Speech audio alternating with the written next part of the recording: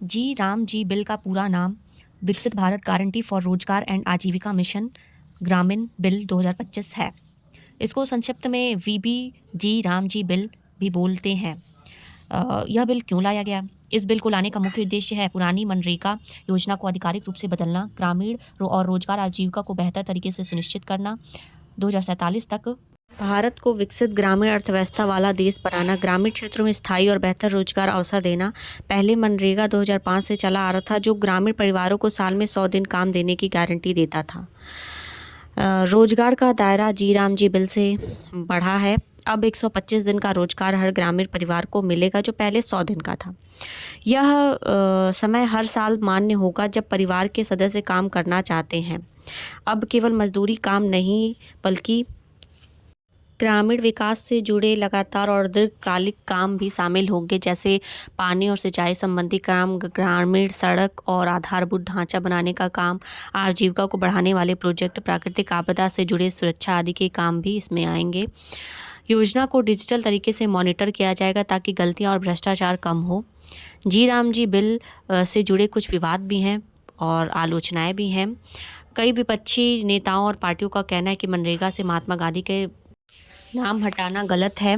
राज्य सरकारों को पहले की तुलना में ज़्यादा खर्च उठाना पड़ सकता है, क्योंकि अब केंद्र राज्य शेयर जो मॉडल है वो लागू होगा। कई सांसदों ने संसद में परिसर में विरोध प्रदर्शन भी किया। वीबी जी राम जी बिल को संसद में पारित किया गया है और अब यह पुराने मनरेगा को बदलने वाला नया कानून बन गया है।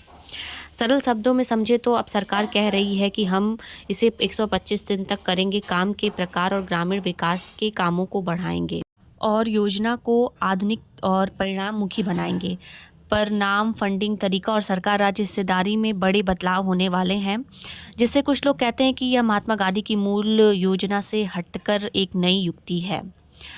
जी राम जी बिल के फ़ायदे भी हैं, नुकसान भी हैं। तो इसके फ़ायदे, पहले मनरेगा में 100 दिन का काम मिलता था, अब जी राम जी बिल में 125 दिन का काम मिलेगा। इससे गरीब ग्रामीण परिवारों की आय बढ़ेगी, काम की गुणवत्ता बेहतर होगी। सिर्फ गड्ढे खोदने जैसे अस्थायी काम नहीं होंगे, अब शामिल होंगे सिंचाई के काम, जल संरक्षण, ग्रामीण सड़क, आजीविका से जुड़े प्रोजेक्ट। गांव को स्थायी विकास होगा।